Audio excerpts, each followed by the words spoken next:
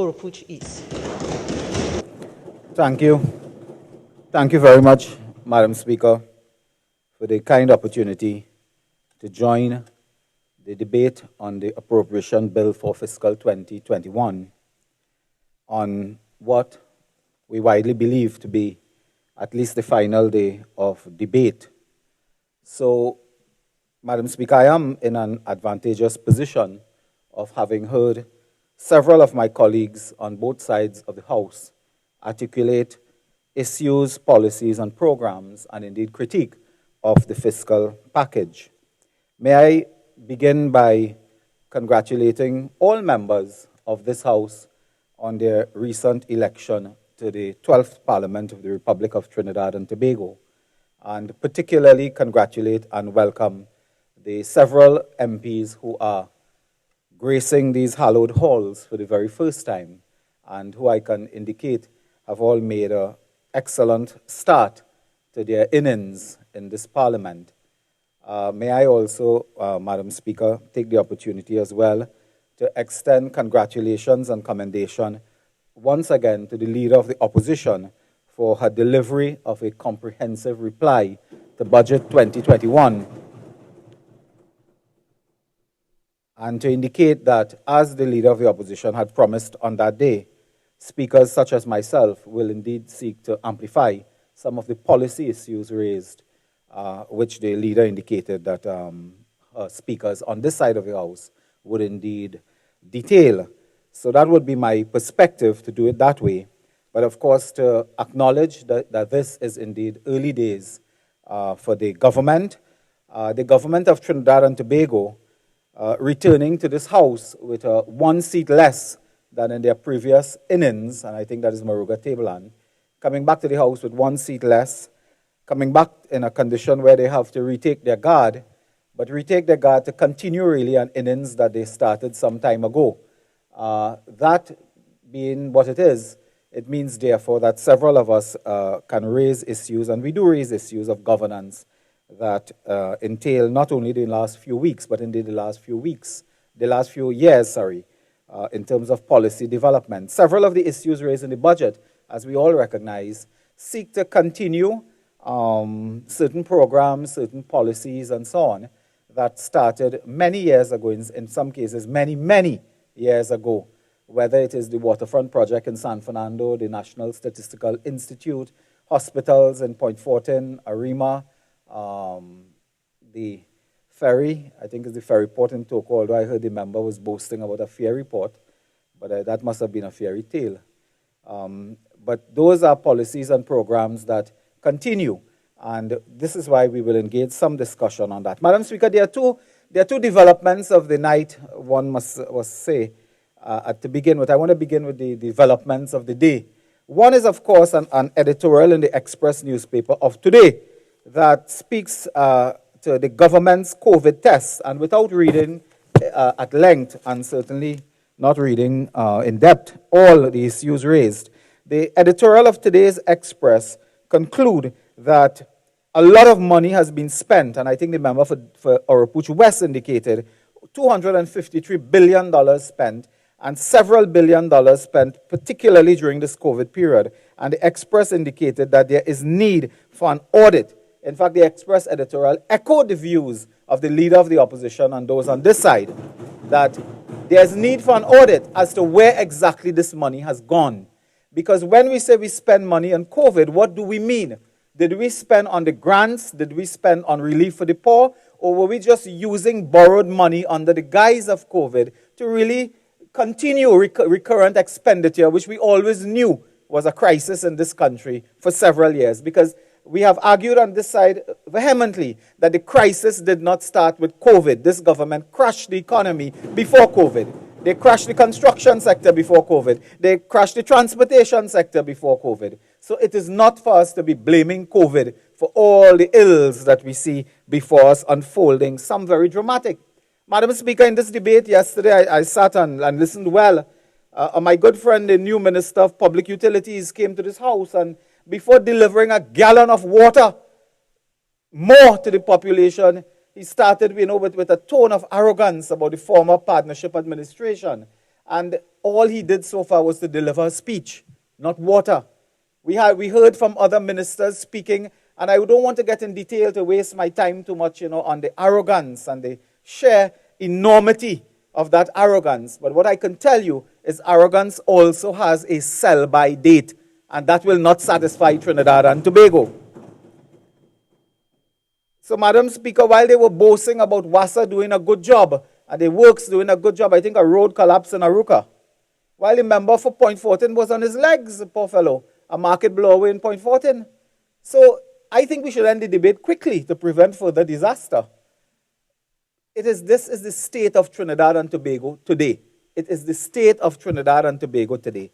So my colleagues on our side of the House spoke at length about matters of agriculture, spoke at length about matters of transportation, of works, of local government, discrimination, and so on and so forth. I will not want to dwell into that. Madam Speaker, because I have a special interest, because really myself and I think the member for Naparima, we are both members who shadow the national security portfolio. And of course, I also shadow the housing portfolio. Necessarily, I would make some remarks on those areas. In terms of national security, Madam Speaker, we heard the Minister of National Security, who doubles up as the Minister of Energy. So, he changed the hat quickly. And we can comment on energy for a minute, but all I would say on that for this minute is that this government presided over and oversaw the collapse of all energy industries between Cuba and San Fernando. Today, we have a scrap iron belt between Cuba and San Fernando that this government presided over. While they were boasting of negotiating the best prices for natural gas in Houston, what they did was price Trinidad and Tobago gas out of the market. Ian Walcott, reflecting on the closure of Nurent, I think, said that we cannot compete because the price of gas is too high in Trinidad and Tobago. And they negotiated high prices. Madam Speaker, without being an energy expert, this is like a man who has a car to sell. And the car is valued $40,000. But somebody decides the car is really $80,000.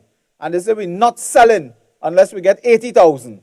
And they remain with a $40,000 car, rotting, and it becomes scrap iron and useless. So we have gas, but we cannot sell gas because somebody negotiated a price way above what the industry wanted. So they accuse us of selling gas at a lower cost, but we had industries going, we had employment being generated, we had income being circulated, we had prosperity when we were in office 2010 to 2015. So, Madam Speaker, on the national security bit, time goes by enormously when you're here, fast. The opposition leader indicated in her address, and I wanted to dwell on that for a minute, that what we have now is a police service on the verge of collapse. This government has slashed the budget of the police service, Madam Speaker, by a whopping $181 million. Now, at a time when crime is again rearing its head in certain areas of home invasion, burglary, violence to women, and so on, you slash $181 million from the police budget. So police are complaining when they reflect on the budget. It is easy for anybody to see that they will not be able to maintain vehicles. They will not be able to buy new vehicles. They will not be able to buy new uniforms. In fact, they promised us a year ago new uniforms. They provided an amount of money in this budget only for the old uniforms for recruits, not a single dollar more. So there will be no new uniforms. And those uniforms, Madam Speaker, were meant to be equipped with all type of radio frequency, high-tech materials so that you can trace uniforms anywhere. So if the criminal hands got on uniforms, they could not use it because you could have detected where it is and who is using it and so on. That's squashed because there's no money. They slash the budget.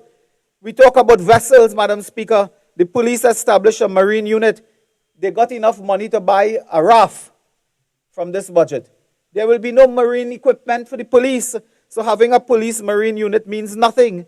We were proud when they announced the police established a special victim unit for sexual violence and so on.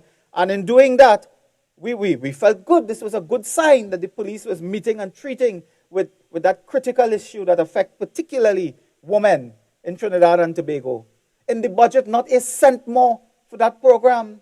So we are told that the women who are victims will have to go to wherever they continue to go and sit in front of everyone being victims of domestic abuse and sexual violence. And if they have to take a bath and so on, they can't because they don't have the equipment, they don't have the facility and so on. So you continue to demonstrate this inhuman, callous approach to such an important problem because you did not budget for it. You see what the Minister of Finance did, and we know what he did. In the last year, it is a little trick. Many ministries and departments were asking for money, and they did not get the money. They squeezed them. And at the end of the year, they looked to the ministry and the department and said, that's all the money you spend? Okay, we're not giving you any more because it looked like you could use that. That's all you could spend. But there were requests for more funds, and they did not get it. So when the minister looked, he said, well, you can't spend money, we're not giving you. But you never gave in the first place in fiscal 2020. That was, Madam Speaker, the little accounting trick that they used in doing this business. So, Madam Speaker, no boat for the police, no equipment for that unit, special victims unit and so on. No technology, all the talk over the years about drones, body camera, taser, all type of thing. Absolutely nothing. Madam Speaker, the police station between Guapo and Point Fortin and the Southwest Peninsula, when a man is charged in one area, if he has to take a shower, police have to put on siren and carry him to the next police station to bathe. That is Trinidad and Tobago. And you continue to squeeze the TTPS. They don't have money for photocopier, for staple, for ink, for paper. That is the situation we face.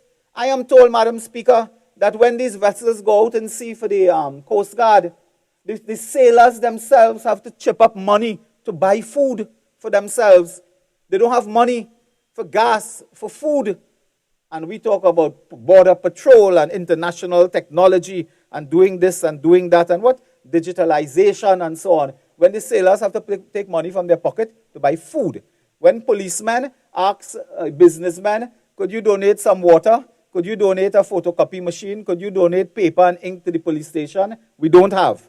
And slashing the budget in this way destroys it.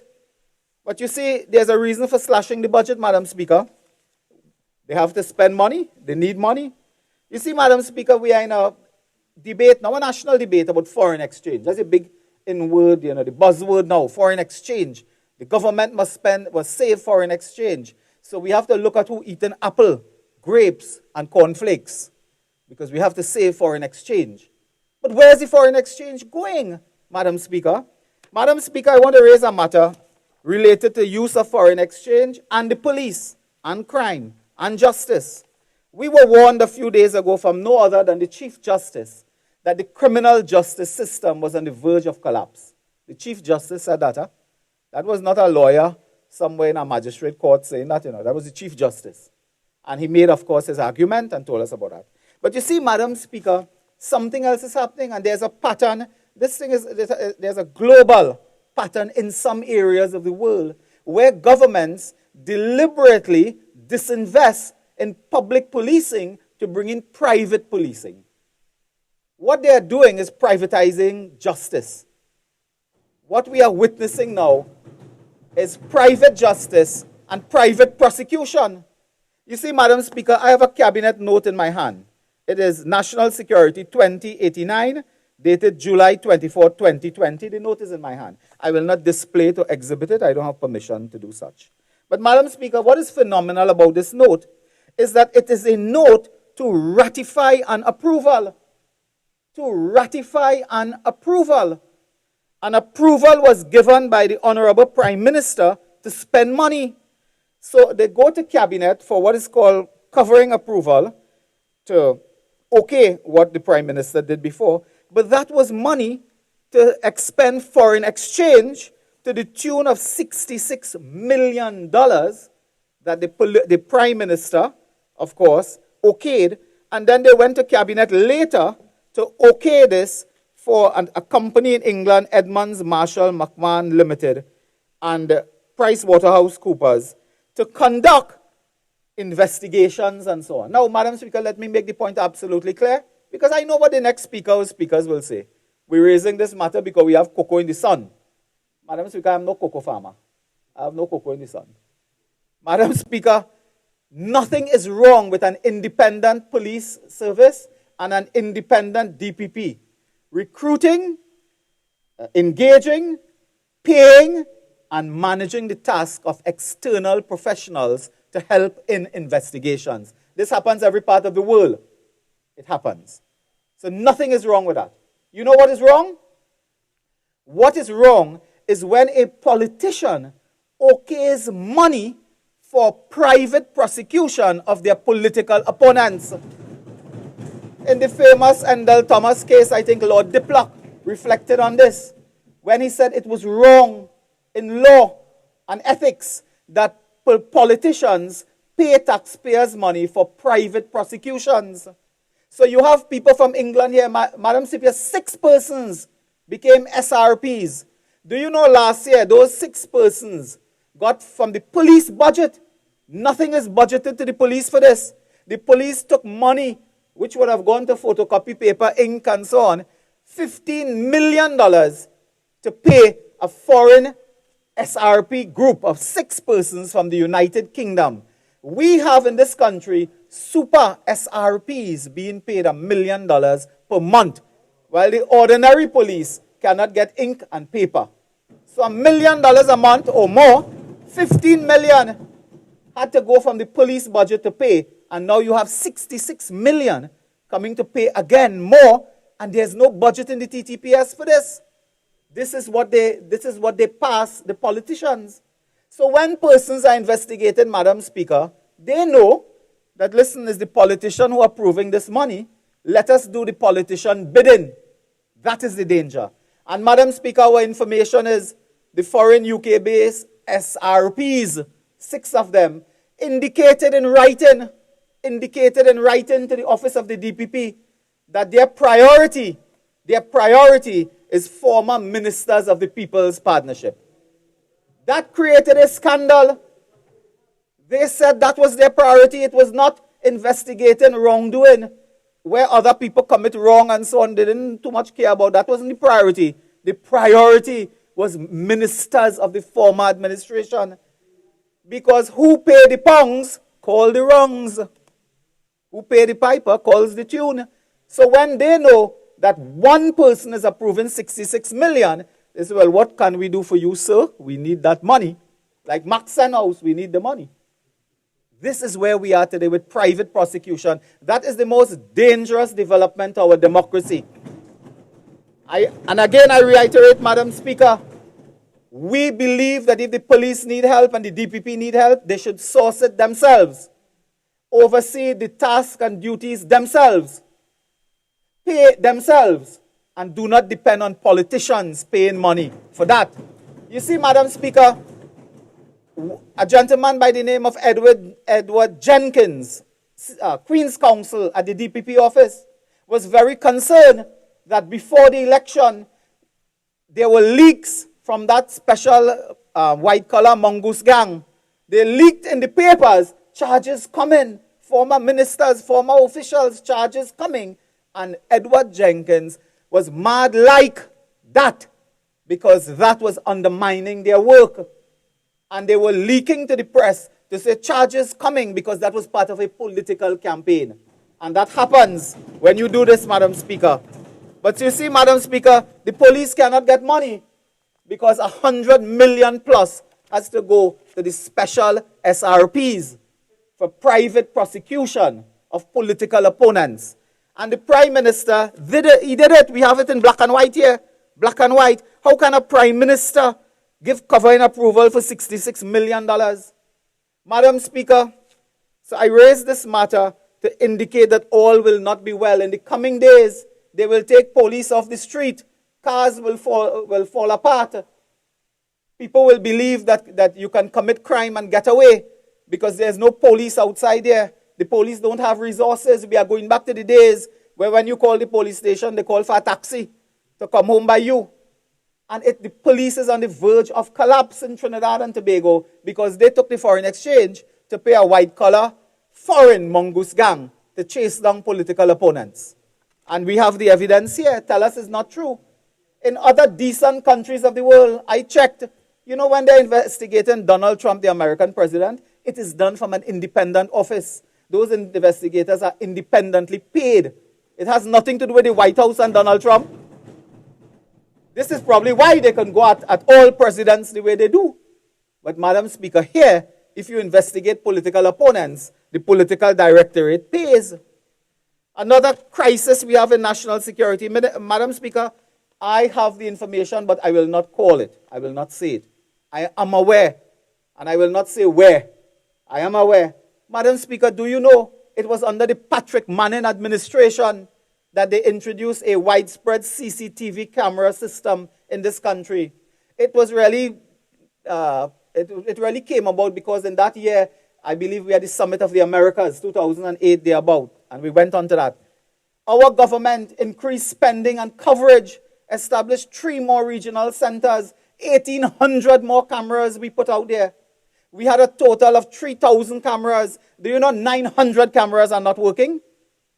900 cameras in this country are not working. And while you cannot fix it because you are involved in all types of, uncanny type of developments, in this parliament I have raised on 2 or 3 occasions this matter. We were told 27 January 2020, that's this year, the Minister of National Security responding to the member for Oropouche East. He said, and I quote, "The contract is currently being negotiated and to be signed, I am told, this week." But Mr. Speaker, I am told nothing has been signed. Nothing has been agreed to. And to this day, they are on a month by month with TSTT that they vilify throughout the country that TSTT prices were so high. And they cannot to this day put a contract in place. They owe TSTT $750 million. TSTT is not a private organization. That is majority state. They will not pay. They said the partnership negotiated a price higher. Okay, you negotiate a price higher. Who was benefiting from that? The state as well. That is money being paid to the state. Madam Speaker, today, the camera system has collapsed. That has collapsed because they have not set in train this matter. Do you know CCTV cameras are manned in the main by the Strategic Services Agency? An organization that is called I Spy, a spying agency, not the police. I Spy is responsible for the operational command of CCTV camera, not the police.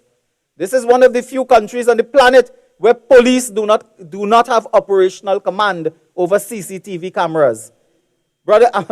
Members, Madam Speaker, the CCTV camera, they had a contract, a tender in September 2019, thereabout. Madam Speaker, do you know, I related it already, so I will not go in detail. When that time come for the bidding, the deadline for bid, a mysterious email appeared saying the bidding time would be expanded by 14 days, September 2019. Mysteriously, when we checked through the email trail and so on, it said this was from national security. You know when the bidders got back their package, all the packages were open?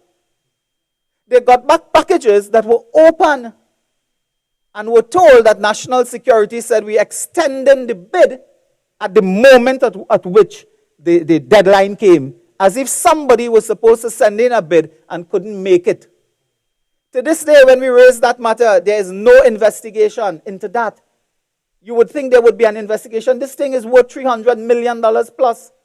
Madam Speaker, there is no investigation, no outcome, no findings as to who authorized the extension of that bid and on what grounds. And who opened them. They should have dust for fingerprints to see who opened those bids. How can you open a bid and send it back to the bidder and say, look, you have 14 days again? What kind of thing is that? And then accuse us of bid rigging and all sorts of foolishness in the world. So, Madam Speaker, where we are today is that TSTT is going under. They had to retrench over 700 people. They cannot pay their bills. They're being owed hundreds of millions by the government of Trinidad and Tobago because they believe that the partnership, they maliciously believe that the partnership administration do that. Madam Speaker, another matter of national security I touch on quickly, Madam Speaker. You will recall as well, in this crisis, We have been speaking time and time again about the stranded nationals. It is a shame, it is a disgrace that citizens of Trinidad and Tobago must cry blood on foreign soil to return to the country of their birth. Madam Speaker, all that was required on those of us on this side of the House one day had a discussion. All we said is that we would create a multipartite committee of national security, of health, of advocacy groups, of, in some cases, relatives, representatives, and work out a coherent, transparent policy on bringing nationals home. So clearly, we would have dealt with the elderly, those persons who are sick, single mothers with small children and so on. Do we have to read, Madam Speaker, I have a pile of about 50 letters in my hand. I cannot read it now, of mothers crying tears that they are away from their children, that of parents who said that their house in Trinidad could be sold away because they are not there. There are persons who are crying that their house has been burglared, Madam Speaker, because they are not in Trinidad. The minister has a policy that he alone knows. And you write, you beg, you grovel, and maybe you get through. Businessmen, I notice, have been getting through. I think they are important people as well. But there's no coherent policy. Madam Speaker, hours ago, I had the opportunity to interact with a British Member of Parliament, Mr. Steve Baker. Madam Speaker, 48 hours ago in the British Parliament, he rose on behalf of the people of Trinidad and Tobago to raise their matter in the British Parliament. Representing the constituency, I believe, of Wycombe, he raised this issue on behalf of Trinidadian nationals in the British Parliament. An hour ago, I expressed thanks to him, and I told him I'm speaking here. And on this floor, I will thank Mr. Steve Baker, British Member of Parliament, for his humanitarian concern for the people. It is a shame and disgrace when a foreign parliamentarian must raise their voice to defend Trinidad and Tobago nationals. On the humanitarian principles, and those here are callous, are cold, are brutal. That, Madam Speaker, is a shame. And he expressed thanks to me and to our political leader and our party for the work we have been doing in advocacy for those persons. Madam Speaker, I thank him on behalf of the people of Trinidad and Tobago for raising this matter and call on the Minister of National Security, don't allow yourself to be humiliated further. Devise a coherent policy. Work with the nationals and their relatives and advocacy groups now and ensure that our nationals come back. Because you said they have COVID. What has happened in this country with COVID? Before the election, on August 10th, 132 cases, 8 deaths. 1 month later, 2,000 cases and 42 deaths. And today I think is 90. What have you done? That is a completely different matter. But Madam Speaker, I wanted to raise the plight of those persons who are stranded abroad and need our help, our compassion. And it is not enough to say we have grants. As the Express editorial today said, you spend all the money in grants and you're claiming how much you do. And every single day people go to the media, they go to the MP office, they write, they cry, they beg. A lady, I will not call her name, she went to the media house, then she contacted me. You know, she needed is some food. Food for 2 small children. And you cannot satisfy that, but you boast of how much billions you borrow. It is a shame and disgrace, Madam Speaker. Shame and disgrace. But Madam Speaker, they are, and let me remind you, they are about foreign exchange. They are about foreign exchange. That is what they are about. So in foreign exchange now, they have to save money, save foreign exchange. Foreign exchange, of course, is foreign dollars and so on. Madam Speaker, the leader of the opposition in this parliament, a few days ago, issued a call to the government, a passionate call, that the government should consider a 5% wage cut, consider some type of vivid manifestation of their commitment to the poor, to the suffering, to the underprivileged. Madam Speaker, there has been a conspiracy of silence. It is as if somebody passed a note, don't talk about that. Even now we're silent. Madam Speaker, they ignored that call while other progressive countries in the world have responded. Not that if you give a 5% of your salary, you'll balance the budget, but you demonstrate from leadership at the very top, as the member for Siparia was suggesting. You demonstrate that you will make a sacrifice of some kind. And that is what led to another bacchanal in the public domain over Mustang and Mercedes, Maybach, I think they call it, and those type of things that the ministers favor. You see, Madam Speaker, that led to it, and the Minister of Finance is aware. The Minister of Finance is aware. I think he has about 3 or 4, and well deserved, I think, with the yacht. So he will know of that. But you have to, Minister of Finance, understand the plight of the poor, the suffering, the underprivileged, while you're here blow back in that convertible Mercedes-Benz Maybach that you sport around. Madam Speaker, but this is not, they are saving money to do something else. You see, this foreign exchange thing is a curious thing. While they attack apple, grapes, and cornflakes, I have in my hand here a circular dated March 7, let me be careful, March 17, 2017. It's called Minister of Finance Circular Number 2 to permanent secretaries, heads of departments, etc., etc. You know what this government did, Madam Speaker? They went and made fundamental changes for all the benefits associated with foreign travel of government officials.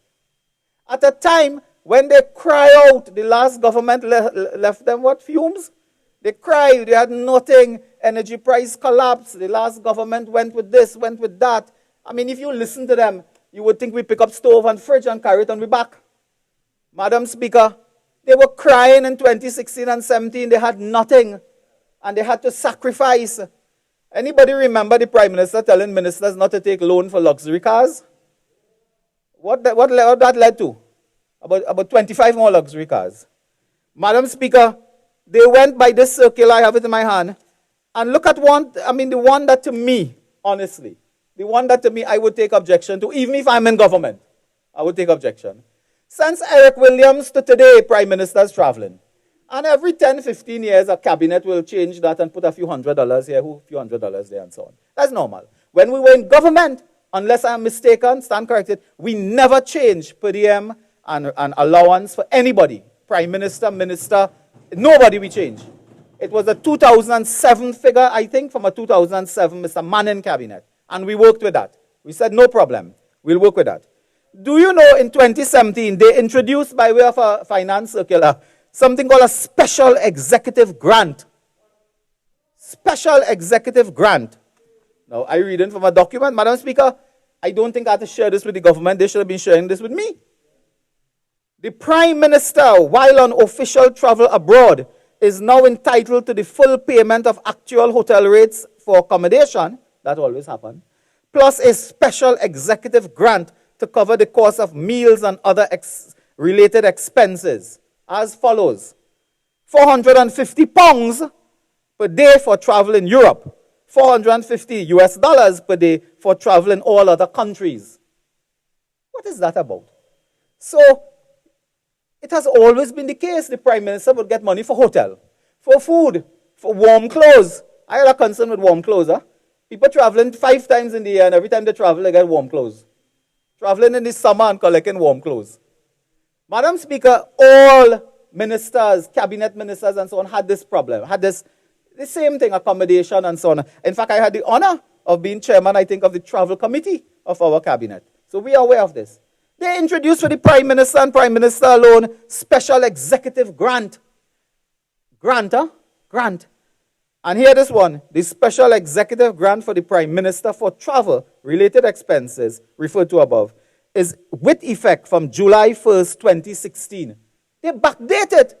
So the memo is March 17, 2017 and backdated. Now it could be that the innocent Prime Minister don't know about this. He doesn't really check all this money he collects when he travels and so on.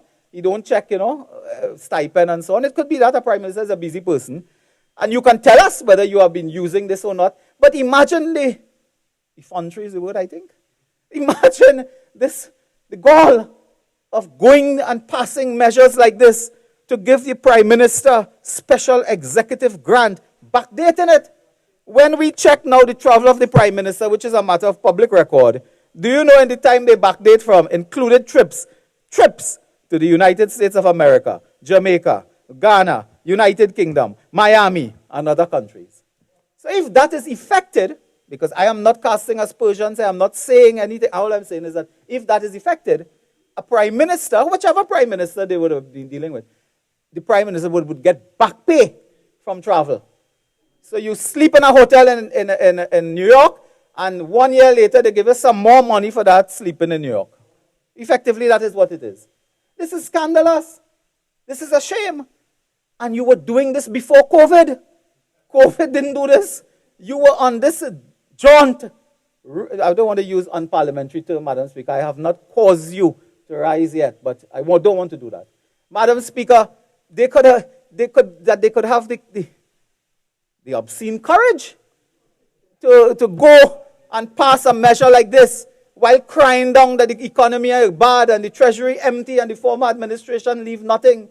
That they could have done this is a spectacular example of inefficiency, incompetence, waste, and mismanagement. Madam Speaker, it is spectacular in the least. Madam Speaker, sorry, may I just ask the member to identify the document, please? I didn't hear. If you could identify the document. Not hearing me properly? The member is asking for you to identify the document. Oh, sure, yes, ma'am. The document is called FM 200, Minister of Finance Circular dated, number 2, dated March 17, 2017. And of course, the government feel free to tell us, look, this document I'm holding in my hand, which I'm prepared to share, is a fake document. It could be because it may be a fake document. I don't know. It don't look fake to me. But this speaks about this special executive grant. And therefore, Madam Speaker, I raise this matter to tell you that this government is not interested one bit in demonstrating at all leadership during this difficult period when they call upon all citizens to sacrifice. Madam Speaker, the housing sector. The member for Arima became the 6th Minister of Housing in 5 years to address us. I must congratulate her. She lasted more than 1 weekend. I think that her predecessor lasted. But the member for Arima, of course, who I believe is a returning resident to this house, was at pains to go through again and tell us all the promises in the housing sector. And I like how every time they talk, they increase building houses by a few thousand. So every time you talk, it's 5,000, 2,000, 25,000 and so on. Madam Speaker, under his breath in the budget, the Minister of Finance told us in 1 year they constructed 250 homes. They have in 5 years not started and completed one estate.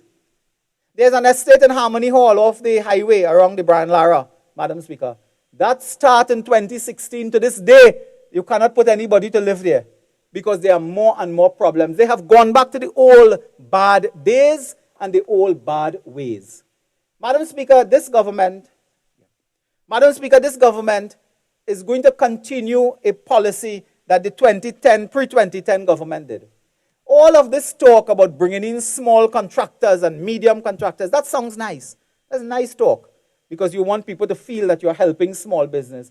Madam Speaker, from our research and which we know in the industry as well, do you know when a large contractor gets a housing contract or a bridge or a highway, they employ 75 small contractors. It is the large contractors who employ small and medium-sized contractors. They are large contractors who don't own equipment. Some may not even have a shovel. But when they get and they move because of economies of scale, they bring in contractors for infrastructure, for design. Of course, all people who do design is by contract.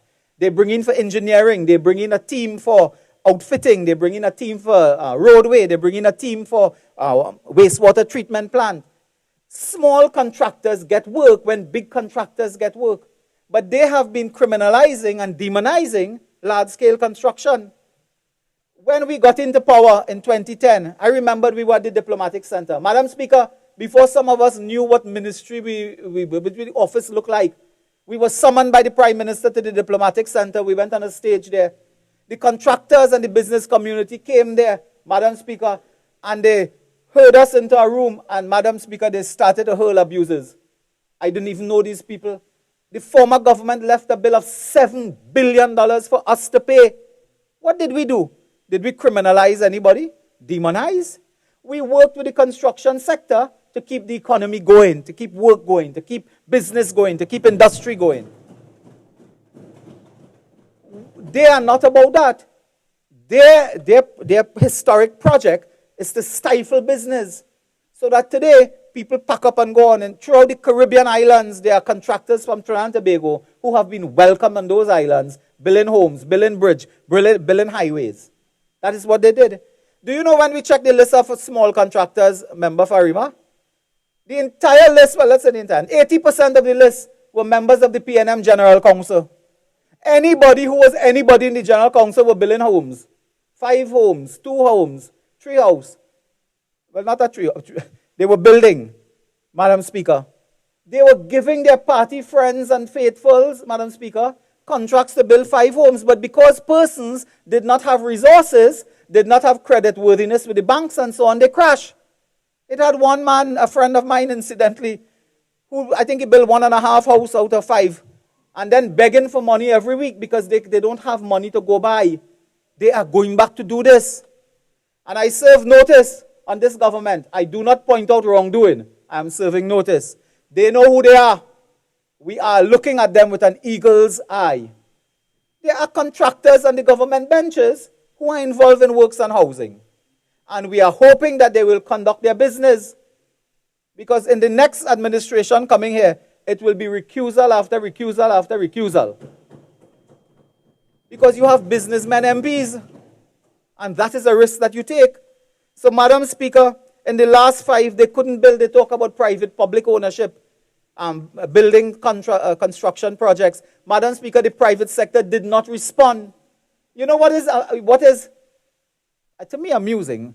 You know who responded to the private-public sector invitation by the government? The large-scale contractors. Because they are the ones who had resources and economies of scale. So their own policy over 5 years that spoke about private, public, and I don't have to name them, you all know who they are, was large-scale contractors who responded, not small and medium. So when you introduce this policy, this will be a recipe for further squander, mismanagement, and waste in the housing sector that we will see unfolding, Madam Speaker. The Land for the Landless program, my friend went a few days before the reading of the budget. I think my friend gave out 11 leases. We had developed over 500 lots of land on the Land for the Landless program. They went sheepishly and gave out 11. You know, they took 5 years to get statutory approval for 11 leases. 11, when we had a lottery that identified, I think, 300 persons with a public lottery. So, Madam Speaker, this housing plan and so on, it sounds nice, but we'll have to wait and see. Their track record on housing is Las Alturas. Their track record on housing is the Chinese contract. That is their track record. And that is what will happen again, because once you don't engage the construction sector properly and you continue to demoralize, criminalize, their friends in the industry said, I want to have nothing to do with you. You're not paying your bills. And that, Madam Speaker, is where we are with that. Madam Speaker, in terms of my constituency, all I wanted to say is that I have written to the Minister of Finance and the new Minister of Education, indicating that we had a promise from Minister Garcia. I hope he enjoys his retirement. We had a promise for him that he will complete the Ramai Trace Hindu School. We look forward for that. I speak on behalf of the constituents and on behalf of the parents who have suffered for 5 long years, that this government will come to terms with that and do that. We are asking that you keep in mind the University of the West Indies. You opened the door to the Debe campus when you had a pandemic. If it had no pandemic, you would never open the door and put on the lights. We are hoping that you open it in this term, create the jobs, have the education for the children, for the young people, and work, Madam Speaker. Madam Speaker, I know I have about how much minutes, Madam Speaker? 22:30. 2:22, yes. Madam Speaker, in the last minute or so, I wanted to take the opportunity again to indicate that this government has a lot to prove. They stand with a certain amount of arrogance, and boast about we win and so on. And listen, we don't feel bad to tell you that the people of Trinidad voted for the United National Congress. We don't feel bad to tell you that. That's not something we are ashamed of. We are proud that the people of Trinidad and Tobago and the people of Trinidad supported the United National Congress. And yes, if we had 2 candidates in Tobago, we might have won that too.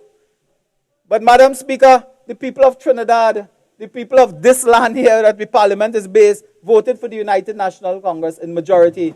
And I'm happy that along with the member for Siparia and myself, of 20 returning MPs, we got the most votes of all. As the former Petrotrin chairman said, of all. So we came back confident. We are here confident to do our business. We are here confident that we will keep the government on their toes and account. And today, the Prime Minister and others who will speak will answer some of these questions, and they will attack us, and they will say all type of nasty things and so on. That is your political DNA. We are accustomed to that. But we will really like the government to keep in mind that you cannot ask this population to sacrifice when you yourself are not prepared to give up a grain of rice to sacrifice to the people of Trinidad and Tobago. Madam Speaker, I thank you.